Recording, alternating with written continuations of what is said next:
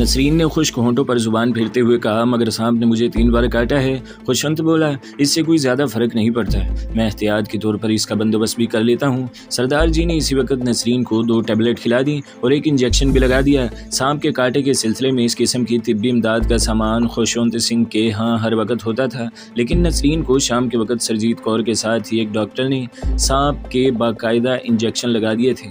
खुशवंत सिंह ये टीका हर 15-20 दिन के बाद खुद भी और अपनी बीवी को भी लगवा लेता था। इस जंगल में सांप बड़े थे और ये एहतियात हर हालत में करनी पड़ती थी। इस इंजेक्शन की वजह से नसरीन पर सांप के जहर का असर न हुआ, सिर्फ इसका हलक बार बार खुश्क होता जाता। दोनों सिख मियां बीवी ने बाकी रात नसरीन के पास बैठकर गुजार दी। वो इसे थोड़ी थोड़ी देर बाद नारियल का रस पिला रहे थे। सुबह होने तक नसरीन बिल्कुल नॉर्मल हो चुकी थी। खुशवंत सिंह को बड़ा ताज्जुब था, क्योंकि आज तक वहाँ ऐसा नहीं हुआ था कि सांप ने मच्छरदानी के अंदर दाखिल होकर किसी को काटा हो। दिन खासा निकल आया तो नसरीन ने सरजीत कौर के साथ बैठकर नाश्ता किया। इसकी पिंडली पर दांतों के निशान स्याह पड़ चुके थे, जहां सरजीत कौर के खामन ने एक एंटी मरहम लगा दी। नसरीन ने नाश्ते के बाद गुस्ल किया, शलवार कमीज की जगह नई साड़ी पहनी। अचानक इसे अपनी अंगूठी का ख्याल आ गया। अंगूठी इसकी उंगली में नहीं थी। वो सोचने लगी, अंगूठी मैंने कहाँ रखी थी। इसको याद आ गया कि पुरानी साड़ी उतारते वक्त इसने अपनी मंगनी की अंगूठी साड़ी के पल्लू के साथ बांधी थी। इसका ख्याल था नहाने के बाद वो अंगूठी उतार कर अपनी उंगली में पहन लेगी, मगर वो भूल गई थी। सरजीत कौर बरामदे में बैठी नौकर से फर्श साफ करवा रही थी। इसका खामन खुशवंत सिंह जंगल में काम पर जाने के लिए तैयार हो रहा था। नसरीन कमरे से निकलकर सरजीत कौर के पास आई। वो कुछ परेशान थी, कहने लगी, सरजीत भाभी मुझसे गलती हो गई। सरजीत ने नसरीन की तरफ देखा, क्या बात है सावित्री, क्या गलती हो गई है? आपने पिछले दिनों मेरी साड़ी सपेरे को दी थी ना, इसके साथ अंगूठी भी बंधी हुई थी, मैं इसे खोलना भूल गई। अब क्या करूं? क्या सपेरा अंगूठी वापस कर देगा? वो मेरी मंगनी की अंगूठी है, मेरे पति देव की निशानी थी। सरजीत कौर कुर्सी से उठ खड़ी हुई। इसने खामन को बुलाकर सारी बात बताई तो वो बोला, सपेरा मंगलम हमारे यहाँ बड़ी देर से आता जाता है, मेरा ख्याल है इसने अंगूठी जरूर संभाल कर रख ली होगी। मैं आदमी भेज कर आज इसे बुलाता हूँ। नसरीन बेचैन हो रही थी। इसने सरदार जी की मिन्नत करते हुए कहा, वीर जी, अंगूठी मेरे स्वर्गवासी पति देव की निशानी है, गुम हो गई तो अगले जन्म इसे क्या जवाब दूंगी? प्लीज मेरे साथ कोई आदमी कर दें, मैं खुद सपेरे के घर जाती हूँ। देर कर दी तो हो सकता है मेरी अंगूठी गुम हो जाए। सरजीत कौर ने नसरीन की बेचैनी देखी तो अपने खमन से कहने लगी, आप इसे बता दें सपेरा कहाँ रहता है। सरदार जी बोले, इसके घर का तो मुझे पता नहीं है, अब क्या करूं? नसरीन की आंखों में आंसू आ गए।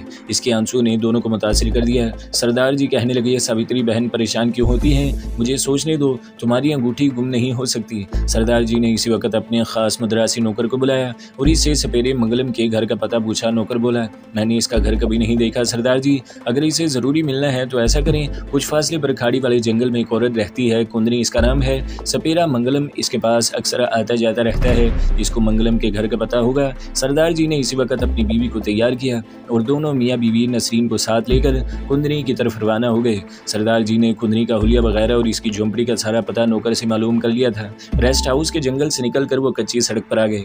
यहाँ से एक वैगन में सड़क से उतरकर कुछ दूर तक जंगल में जुनूब की तरफ चलना होगा, जहाँ दरख्त खत्म होंगे वहाँ एक समाधि का चबूतरा बना हुआ है। इसके पास ही कुंदनी की झोंपड़ी है, वो सब कुछ जानती है और मंगलम वहीं से मिलने आता है। नसरीन, सरजीत कौर और इसका खामन सरदार जी जंगल की एक पगडंडी पर चले जा रहे थे। मुटियाला सांप नसरीन को डसने के बाद रातों रात ही कुंदनी के पास झोंपड़ी में वापस आ गया था। कुंदनी सांपों से इशारों की जुबान में बातें किया करती थी। सांपों के इशारों से वो समझ जाती थी कि सांप क्या कहना चाहता है। सांप झोंपड़ी में दाखिल होते ही कुंदनी की गोद में आकर बैठ गया। कुंदनी ने सबसे पहले इसके मुंह को अपनी नाक के करीब लाकर सूंघा। इसे सांप के जहर की खास बू महसूस हुई। यह सिर्फ इसी वक्त आती है जब सांप किसी को डस चुका होता है, और ये वो भी कोई तजुर्बाकार सपेरा ही महसूस कर सकता है।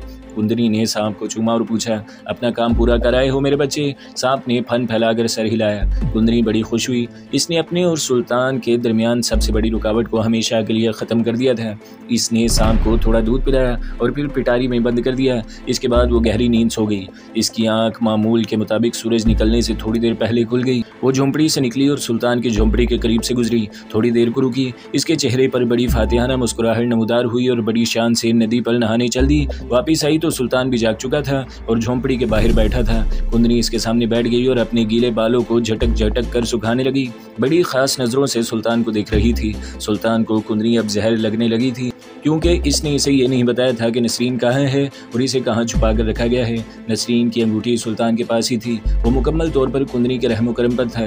कुंदनी ने इसे यकीन दिलाया हुआ था कि इसकी मंगेतर को जहाँ छुपा कर रखा गया है, इस जगह का इसे पूरा इल्म है, मगर वो अपने ख़ास आदमी को भेज कर इसे यहाँ बुलाएगी। सुल्तान ने बेहद इसरार किया था कि मुझे वो जगह बता दो, मैं खुद अपनी मंगेतर के पास चला जाऊँगा, लेकिन कुंदरी ने कुछ और ही मनसूबा बना रखा था। इसने कहा था कि अगर मैंने तुम्हें तुम्हारी मंगेतर का ठिकाना बता दिया तो नाग देवता मुझसे नाराज़ हो जाएगा और मुझ पर इनका अजाब नाजिल होगा। मेरा एक ख़ास आदमी है, वो मेरे पास 2-1 दिन में आने वाला है, मैं इसको भेजूंगी, वो तुम्हारी मंगेतर को निकाल कर ले आएगा। सुल्तान बेबस होकर रह गया। वो कुंदरी पर दबाव भी नहीं डाल सकता था, उल्टा इसे इसकी खुशामद करनी पड़ती थी। अब भी कुंदरी सुल्तान के सामने बैठी थी और वो महज इसकी खुशनुदी हासिल करने के लिए इसके लंबे बालों की तारीफ़ें करने लगा। सुल्तान के मुंह से अपने हुस्न की तारीफ सुनकर कुंदरी पर एक पुरकैफ सा तिलिस्म तारी होने लगता है। वो अपने नापाक इरादों में और ज़्यादा पुख्ता हो जाती। कुंदरी ने सुल्तान का हाथ पकड़ लिया। सुल्तान को महसूस हुआ कि इसके हाथ से कोई सांप वगैरह गुजर कर गया है। इसने आहिस्ता से अपना हाथ छुड़ाते हुए कहा,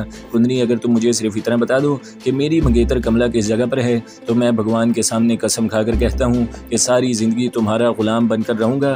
कुंदरी मुस्कुरा दी। इसने अपने दिल में कहा, वो तो तुम हमेशा मेरे ग़ुलाम बनकर ही रहोगे, मुझे मर्दों को ग़ुलाम बनाना आता है। वो मुस्कुराती रही और इसके दिल में एक आर्जी मंसूबा तैयार होकर इसके सामने आ गया। समंदर पार श्रीलंका के साहिल के करीब एक जजीरे में कुंदरी की एक सपेरन सहेली रहती थी, जो सपेरों के जंगली कबीले की सरदारनी थी। अगर वो सुल्तान को वहाँ ले जाए तो वो बाकी ज़िंदगी बड़े मज़े से वहाँ गुजार सकती थी। सपेरन का कबीला पहाड़ियों के दरमियान एक वादी में आबाद था, जहाँ 24 घंटे जहरीले सांप पहरा देते हैं। सुल्तान वहाँ से चाहे भी तो फरार नहीं हो सकेगा। इसने सुल्तान की तरफ गहरी नज़रों से देखा और हंसकर बोली, अब मुझे तुम पर तरस आ गया है कांचीराम, आज शाम तैयार रहना, मैं तुम्हें तुम्हारी मंगेतर के पास ले चलूंगी। सुल्तान ये सुनकर बड़ा खुश हुआ, कहने लगा, तुम सच कह रही हो ना कुंदनी? कुंदनी सुल्तान के करीब हो गई। तुम मेरे पतिदेव हो, मैं तुमसे झूठ नहीं बोल सकती। सुल्तान पीछे हट गया, फिर उठा और बोला, अच्छा मैं नदी पर नहाने जा रहा हूँ। वो नदी की तरफ चला गया। चंद कदम चलकर रुका और पलट कर बोला, कुंदनी, क्या हम अभी नहीं जा सकते? कुंदनी ने नफी में सर हिलाया। देवताओं का हुक्म है कि तुम मेरे साथ शाम को रवाना हो गए। और कुंदनी मुस्कुराती हुई समाधि वाले चबूतरे की तरफ चल दी। सुल्तान दिल में तरह तरह के ख्यालात का हुजूम लिए कुछ खुश कुछ परेशान नदी की तरफ चल दिया। कुंदनी चबूतरे पर जाकर बैठ गई और अपने बाल संवारने लगी। सुल्तान दरख्तों में गायब हो चुका था। ऐन इस वक्त नसरीन, सरजीत कौर और इसका खामन खुशवंत सिंह दरख्तों से बाहर निकलकर कुंदनी की तरफ बढ़े। उन्होंने चबूतरे पर बैठी कुंदनी को देख लिया था। कुंदनी ने औरतों और एक सिख मर्द को अपनी तरफ आते देखा कि सोचा कि यात्री हैं, इसके दर्शन के लिए आ रहे हैं। खुशवंत सिंह ने करीब आकर कुंदनी को प्रणाम किया और कहा, देवी जी, हमें कुंदनी जी से मिलना है। कुंदनी ने मुस्कुराकर कहा, मैं ही कुंदनी हूँ, क्या बात है?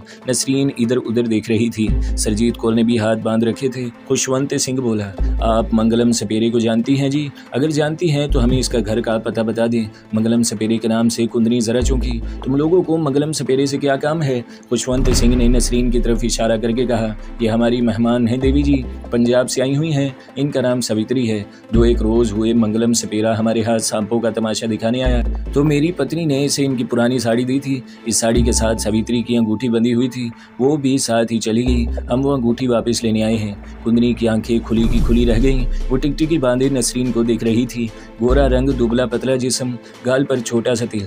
कमला नाम तो क्या यही कांशीराम की मंगेतर है? ये अभी तक जिंदा कैसे है? अगर वो साड़ी इसी की थी तो शाम के 3 बार डसने के बाद ये मरी क्यों नहीं? अभी वो सोच रही थी कि नसरीन को चक्कर सा आ गया। वो चबूतरे पर सर पकड़ कर बैठ गई। सरजीत कौर ने जल्दी से इसे संभाला। खुशवंत सिंह कहने लगा, असल में हमारी मेहमान सवित्री जी को आज रात एक सांप डस गया था। अगर मैंने इसे सांप के कांटे का टीका न लगाया होता तो ये मर गई होती। भगवान ने बड़ी कृपा की कि ये बच गई। सरजीत कौर ने कहा, देवी जी, हमें मंगलम सपेरे के घर का पता बता दें। कुंदनी के बदन में गोया कोई आतिशफिशां पड़ गया। वो अंदर ही अंदर खोल रही थी, लड़की क्यों बच गई? इसके नापाक इरादों का महल धड़ाम से गिर पड़ा।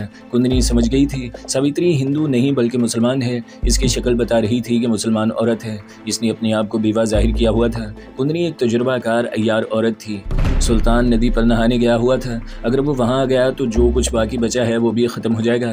कुंदनी एक जहरीली औरत बन गई थी जो अपने मर्द को हर हालत में हासिल करना चाहती थी, चाहे इसे किसी का खून ही क्यों ना करना पड़े। वो एकदम उठी और बोली, मेरे साथ आओ, मैं तुम लोगों को मंगलम के घर लिए चलती हूँ। कुंदनी ने चबूतरे पर से उतरते हुए एक निगाह इन दरख्तों की तरफ डाली जिसके पीछे नदी बह रही थी और जहाँ सुल्तान नहाने गया था। दरख्तों में से बाहर आती चोल पगडंडी सुनसान पड़ी थी। कुंदनी तेज तेज कदमों से चलती इन लोगों को मुखालिफ सिमत में दरख्तों के झुंड कुंड की तरफ ले गई। नसरीन के जिस्म में सांप के जहर का थोड़ा थोड़ा असर अभी बाकी था और किसी वक्त इसे चक्कर सा आ जाता। इस वक्त भी इसे चक्कर आ गया था और अभी वो अपने अंदर बड़ी कमज़ोरी महसूस कर रही थी, मगर सुल्तान की दी हुई अंगूठी मिलने की खुशी में तेज़ तेज़ चली जा रही थी। कुंदनी के जहन में कोई वाज़ेह मंसूबा नहीं था। हालात ने इतनी जल्दी एक नया रुख इख्तियार कर लिया था कि इसे सोचने का मौका नहीं मिला था। इस वक्त वो सिर्फ यही चाहती थी कि किसी तरह सुल्तान की मंगेतर को इसकी नज़रों से दूर कर दे और इनके दरमियान मुलाकात न होने दे। एक बात तय थी कि वो नसरीन को हर हालत में ख़त्म कर देना चाहती थी। सांप से डसवाने का हरबा नाकाम हो जाने के बाद कुंदनी नसरीन को किसी दूसरे तरीके से अपने रास्ते से हटाने का सोच रही थी। वहीं लोगों को सपेरे मंगलम के घर नहीं ले जा रही थी। वहाँ इन्हें ले जाना बेकार था क्योंकि नसरीन की अंगूठी सुल्तान के पास पहुँच चुकी थी। कुंदनी सिर्फ ये चाहती थी कि नसरीन को कुछ देर के लिए किसी जगह पर छुपा दे और ख़ुद वापस आकर सुल्तान को किसी दूसरी जगह पर जाने को कहे, और जब वो चला जाए तो नसरीन को ठिकाने लगाने या इसे हमेशा के लिए अपने रास्ते से हटाने की किसी स्कीम पर अमल करे। जंगल में सड़क के बाएं जानिब एक ढलान उतरने के बाद एक पुरानी सी बांस की झोंपड़ी थी जो अक्सर खाली पड़ी रहती थी। कुंदनी तीनों को वहाँ ले आई, कहने लगी, तुम लोग यहाँ झोंपड़ी में इंतजार करो, मैं मंगलम सपेरे को जाकर लाती हूँ। जब तक मैं वापस ना हूँ तुम लोग इस जगह में ही रहना। सरजीत कौर, नसरीन और खुशवंत सिंह झोंपड़ी के बाहर ही बैठ गए। कुंदनी वहाँ से चलती हुई अपनी समाधि वाली चबूतरे पर आ गई। इस वक्त सुल्तान वहाँ पहुँच चुका था और चबूतरे पर बैठा अपनी गीली कमीज़ को हवा देकर सुखा रहा था। कुंदनी को देखकर बोला, तुम कहाँ चली गई थी कुंदनी? कुंदनी मोहब्बत अमेज़ अंदाज में मुस्कुराई, मैं तुम्हारा ही बंदोबस्त करने गई थी। क्या बंदोबस्त हो गया? सुल्तान ने खुश होकर पूछा। हाँ। कुंदनी इसके पास बैठ गई। तुम्हें आज शाम मेरे साथ जाना होगा, बस इससे ज़्यादा मुझसे मत पूछना। यूँ समझ लो कि आज रात तुम अपनी मंगेतर कमला के पास होगे। सुल्तान ने कुंदनी का हाथ चूम लिया। कुंदनी की आंखों में हासिदाना चमक आ गई। वो जानती थी कि यह शख्स इसकी मोहब्बत में नहीं बल्कि अपनी महबूबा से मिलने की खुशी में इसका हाथ चूम रहा है। इसने अपने दिल में कहा, तुम जिसकी मोहब्बत में इस कदर बेचैन हो वो तुम्हें अब कभी नहीं मिलेगी। सुल्तान कह रहा था, कुंदनी हमें यहाँ से किस तरफ जाना होगा? कुंदनी ने अपना हाथ खींच लिया, दूसरी तरफ मुँह करके बोली, ये तुम क्यों पूछते हो? सुल्तान शर्मिंदा सा होकर चुप हो गया। कुंदनी का ज़हन तेजी से नसरीन के बारे में सोच रहा था, मगर वो कोई फैसला न कर सकी कि इतनी जल्दी नसरीन को कहाँ गायब करे। आखिर इसने यही सोचा कि अभी इसे रेस्ट हाउस में पहुँचा दिया जाए, इसके बाद वो इसे ठिकाने लगाने की कोई तरकीब सोचेगी। इसने सुल्तान की तरफ मुतवज्जा होकर कहा, तुम अभी अपनी झोंपड़ी में जाकर बैठो, मुझे सफ़र के कुछ ज़रूरी इंतजामात करने हैं, थोड़ी देर में आऊँगी। कुंदनी वहाँ से इस झोंपड़ी की तरफ चल दी जहाँ वो नसरीन, सरजीत कौर और इसके खामद को छोड़कर आई थी। ये लोग झोंपड़ी के बाहर बैठी कुंदनी का इंतजार कर रहे थे। कुंदनी को अकेली आते देखकर नसरीन ने सरजीत कौर से कहा, मेरा ख्याल है ये औरत जरूर मेरी अंगूठी ले आई है। कुंदनी करीब आकर इनके पास ही घास पर बैठ गई, कहने लगी, मंगलम सपेरा शहर गया हुआ है, वो परसों आएगा, तुम लोग अपने बंगले पर जाओ, फिक्र न करो, अंगूठी लेकर मैं खुद तुम्हारे पास आऊँगी। नसरीन कुछ कहने लगी तो खुशवंत सिंह ने इसे रोक दिया और खुद कुंदनी से कहने लगा, ठीक है देवी जी, हम जाते हैं, हम रेस्ट हाउस में आपका इंतजार करेंगे, चलो सरजीत। सरजीत कौर के उठने से नसरीन भी बादल नखास्ता उठ खड़ी हुई। इसे बड़ी मायूसी हुई थी। कुंदनी इसे जाते देखती रही। नसरीन के लिए इसके दिल में नफरत के जज्बात उबल रहे थे। वो इस औरत को जिंदा देखना गवारा ही नहीं कर सकती थी। ये नागिन की मोहब्बत थी। नागिन अपने नाक पर डोरे डालने वाली नागिन को कभी जिंदा नहीं छोड़ा करती। कुंदनी वहीं से शहर की तरफ चल पड़ी। खुशवंत सिंह अपनी बीवी और नसरीन को लेकर रेस्ट हाउस की तरफ जा रहा था।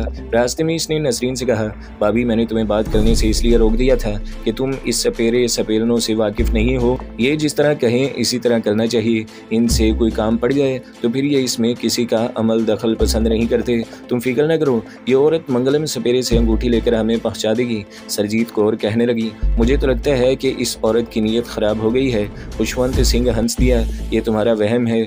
अगर कोई ऐसी वैसी बात हुई तो मैं खुद मंगलम सपेरे से जाकर मिल लूँगा, वो अंगूठी मुझे वापस दे देगा। एतबार वाला आदमी है। ये लोग नसरीन से बड़ी मोहब्बत करने लगे थे, इस ख्याल से कि ये एक बेयारो मददगार औरत है जो जवानी में ही बेवा हो गई है। खुशवंत सिंह ने नसरीन को यह कहकर भी तसल्ली दी कि वो अगले हफ्ते बम्बई जा रहा है। वहाँ वो इसके भाई का पूरा पता मालूम करके आएगा और फिर खुद इसे इसके भाई के पास पहुँचा देगा। नसरीन ना बेवा थी, ना इसका कोई भाई था। वो तो सुल्तान की तलाश में थी। उम्मीद का एक नन्हा सा दिया इसके दिल में ज़रूर रोशन था। इसका दिल कह रहा था कि वो अपनी महबूब से एक ना एक दिन ज़रूर मिलेगी। कुंदनी को शहर गए एक मुद्दत हो गई थी। आज वो अपने ज़हन में ख़तरनाक मंसूबा लेकर शहर की तरफ जा रही थी। इसकी कैफियत बिल्कुल इस सांप की तरह थी जो जो अपने दुश्मन को डसकर हलाक करने जा रहा है। कुंदनी पूरे शहर के गली कूचों बाजारों से वाकिफ थी। वो एक मंजिला ढलान छत वाली इमारत पर पहुंचकर रुक गई। इस इमारत पर तामल में बस स्टेशन लिखा हुआ था। वो बरामदे में से गुजरकर छोटे से कमरे में आ गई। पुलिस इंस्पेक्टर नाथन एक रजिस्टर पर झुका SHO को किसी केस के बारे में जरूरी बातें बता रहा था। एक गिरवे साड़ी वाली औरत को अपने कमरे में देखकर वो यही समझा कि चंदा मांगने वाली आई है। इसने तामल में कहा, क्या बात है? कुंदनी ने बड़े पूरे तमाल लहजे में कहा, मैं एक पाकिस्तानी जासूस की इतला देने आई हूँ। इंस्पेक्टर नाथन जो रजिस्टर पर झुका हुआ था एकदम सीधा हो गया। इसने कुंदनी की तरफ घूर कर देखा, तुम कौन हो, कहाँ से आई हो? कुंदनी ने कहा, मेरा नाम कुंदनी है, मैं कभी नाग देवता की देवदासी थी, अब जंगल वाले समाज में रहती हूँ। मैंने एक औरत देखी है जो अपने आप को हिंदू औरत जाहिर करती है, मगर मुझे इसके बारे में 100% यकीन है कि वो मुसलमान है और पाकिस्तान से भारत में जासूसी करने आई है। इंस्पेक्टर ने कुंदनी को कुर्सी पेश की। खुद कुर्सी खींचकर इसके करीब हो गया। ये औरत कहाँ रहती है? कुंदनी ने कहा, जंगल में जहाँ दरख्तों की कटाई हो रही है वहाँ रेस्ट हाउस में ठेकेदार सरदार खुशवंत सिंह के पास ठहरी हुई है। वो लोग भी इसे हिंदू औरत ही समझ रहे हैं। इस औरत ने ये कहानी घड़ रखी है कि मैं एक बेवा औरत हूँ, सास ने घर से निकाल दिया है, भाई को तलाश करती फिर रही हूँ। ये औरत अपना नाम क्या बताती है? वो अपना नाम सावित्री बताती है। तुम्हें कैसे शक पड़ा कि वो मुसलमान है? कुंदनी ने झूठ बोलते हुए कहा, मैंने इसे एक रोज रेस्ट हाउस में छुपकर नमाज पढ़ते देख लिया था। इंस्पेक्टर नाथन ने कुंदनी का शुक्रिया अदा करते हुए कहा, देवी किसी को पता न चले कि तुमने थाने में मुझसे ये बात की है। कुंदनी बोली, मैं किसी को नहीं बताऊंगी, मगर तुम भी किसी के आगे मेरा नाम न लेना। मैंने सिर्फ देश की सेवा के ख्याल से ये इतला दी है ताकि हमारे देश भारत को नुकसान पहुंचाने वाला गिरफ्तार हो जाए। इंस्पेक्टर नाथन ने कुंदनी को वापस भेज दिया और खुद इसी वक्त 2 सिपाही साथ लेकर जीप में सवार हुआ और जंगल वाले रेस्ट हाउस की तरफ रवाना हो गया। इंस्पेक्टर नाथन ने रेस्ट हाउस देखा हुआ था। इसको ये भी मालूम था कि वहाँ कोई सिख ठेकेदार अपनी बीवी के साथ रहता है। इसने सरदार जी को ना कभी देखा था और ना इसका नाम ही इसे मालूम था। रेस्ट हाउस के ऊंचे ऊंचे दरख्तों पर धूप चमक रही थी। धूप की रोशनी में फिजा में बड़ा हवस हो गया था। खुशवंत सिंह जंगल में मजदूरों से काम वगैरह करवा रहा था। इसकी बीवी सरजीत कौर नौकर के साथ मिलकर दोपहर का खाना तैयार कर रही थी। नसरीन रेस्ट हाउस की पिछले बरामदे में आरामदेह कुर्सी पर आंखें बंद किए नीम दराज थी और अपने मुस्तकबिल के बारे में सोच रही थी।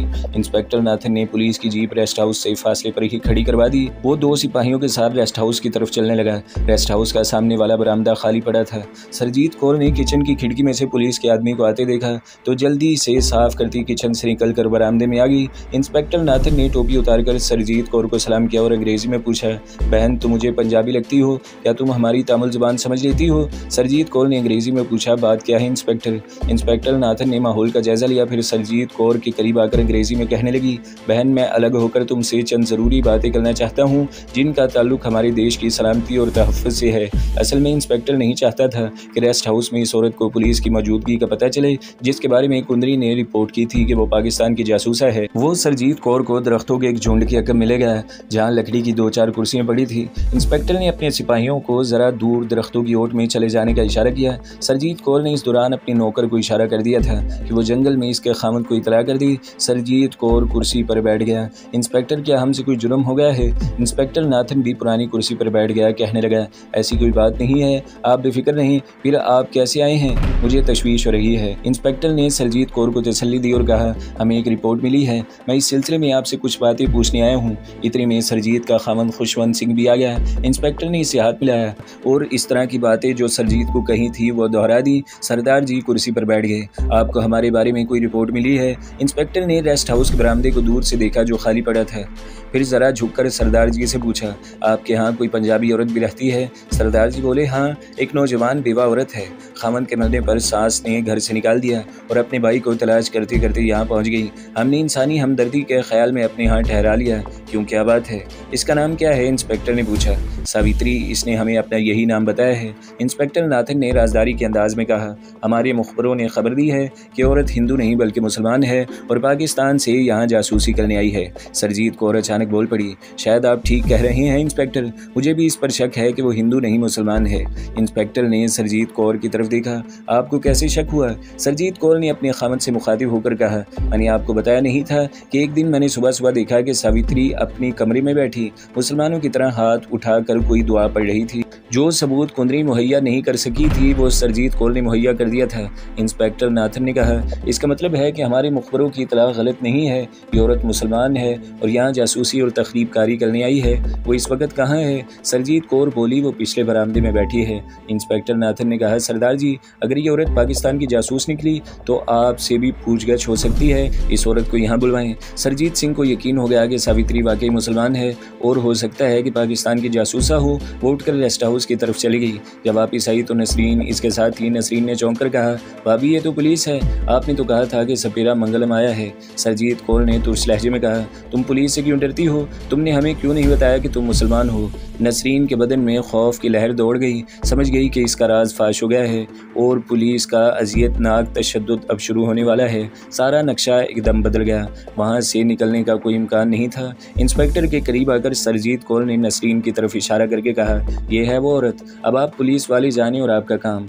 हम लोगों का कोई ताल्लुक नहीं है। हमने एक बेवा दुखी औरत समझकर इसे अपने यहाँ पना दी थी। खुशवंत सिंह कभी अपनी बीवी को देखता और कभी नसरीन के चेहरे को तकता जो जर्द पड़ रहा था। इंस्पेक्टर ने नसरीन को अपने सामने कुर्सी पर बिठा लिया और अंग्रेजी में कहा, यह बात पुलिस को मालूम हो चुकी है कि तुम मुसलमान औरत हो और भारत में जासूसी करने आई हो। अगर तुम इसका भी एतराफ़ कर लो तो आगे चलकर जो मुसीबतें पड़ने वाली हैं इनसे बच जाओगी, ये मैं तुमसे वादा करता हूँ। नसरीन ने अपने खुश्क होंठों पर जुबान फेरते हुए कहा, मैं मुसलमान ज़रूर हूँ लेकिन पाकिस्तान की जासूसा नहीं हूँ। इंस्पेक्टर नाथन ने नसरीन को तामुल जुबान में गाली दी और अंग्रेजी में कहने लगा, थाने पहुँचकर तुम अपना पाकिस्तानी जासूस होना भी मान जाओगी, इसे हथकड़ी लगाओ। तो दोस्तों, अगली किस्तें सुनने के लिए हमारे चैनल को ज़रूर सब्सक्राइब करें, वीडियो को लाइक करें और बेल के आइकन पर भी क्लिक कर दें ताकि हर जो आने वाली वीडियोज़ हैं वो आपको सबसे पहले मिलती रहें।